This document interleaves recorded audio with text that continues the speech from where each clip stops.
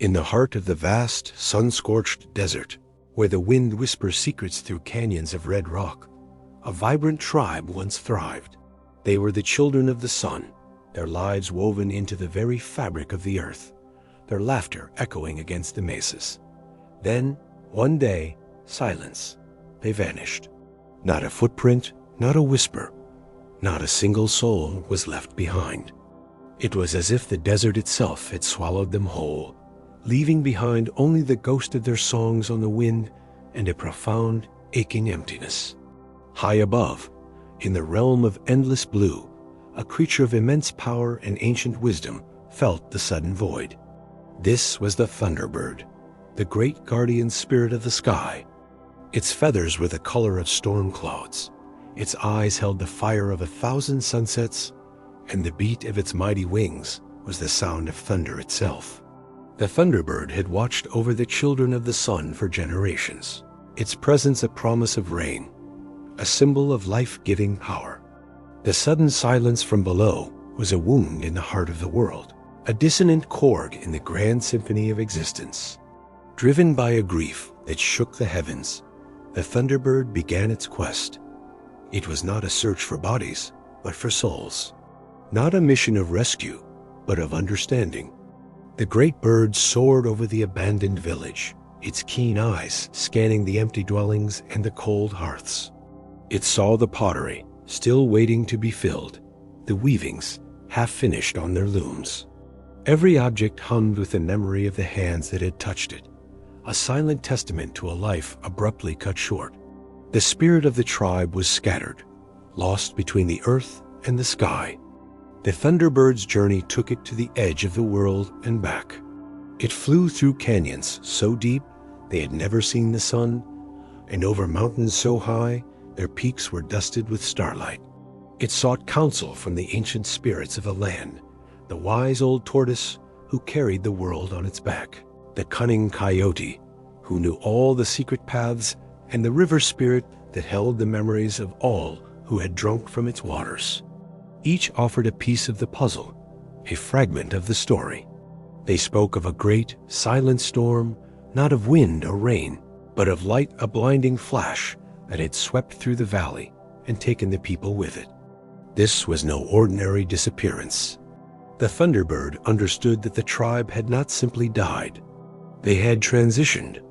They had been called away, drawn into a different plane of existence, a spiritual realm beyond mortal sight. The connection between the tribe and the land was so profound that their departure had left a scar on the very soul of the desert. The earth mourned its lost children, the vibrant life force that had given it purpose and meaning. The sky, in turn, mourned the silence of their prayers and songs. The Thunderbird became the bridge between these two mourning worlds. It gathered the scattered memories, the echoes of laughter, the whispers of love that still clung to the air. With every beat of its wings, it wove these fragments together, creating a tapestry of remembrance. The great storms that now rolled across the desert were no longer just tempests of wind and rain. They were the Thunderbird's song of mourning, a cathartic release of sorrow for the lost tribe. Each flash of lightning was a flare of memory, illuminating the faces of the departed. Each rumble of thunder was the sky's heartbroken cry, a lament for the voices it could no longer hear. The storms became a sacred ritual. They were a way for the land and the sky to remember, to grieve, and to heal. The rain that fell was not just water.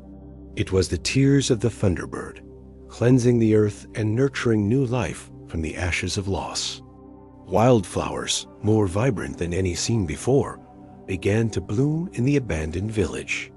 Their colors were a reflection of the tribe's painted pottery, their resilience a symbol of the enduring spirit of life. The desert, once barren with grief, began to show signs of rebirth. The legend of the Thunderbird and the lost tribe became intertwined, with the enigmatic ruins that dotted the landscape, ancient stone structures whose purpose and creators remained a mystery. People who later stumbled upon these sites would feel an inexplicable sense of peace, a profound connection to something ancient and powerful. They would see the carvings on the weathered stone spirals representing the journey of the soul, and the majestic figure of a great bird with lightning in its eyes. They would understand without being told that this was a place of transition, a gateway between worlds. The story teaches us that loss is not an end, but a transformation.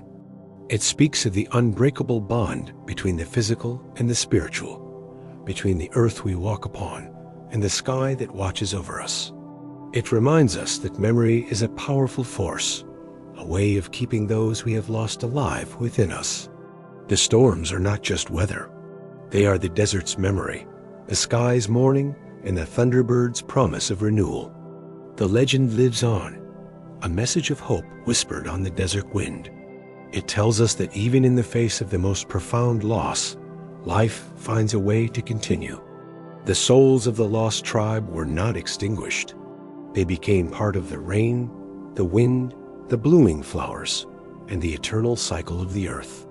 The thunderbird, their eternal guardian, continues its lonely vigil, its thunderous call, a reminder that love and memory are strong enough to transcend even the boundary between life and death, ensuring that no one is ever truly lost. Thank you so much for journeying with us through this ancient legend. If these stories of myth and mystery resonate with you, please consider liking this video and subscribing to our channel for more tales from the crossroads of history and folklore. Your support helps us keep these incredible stories alive.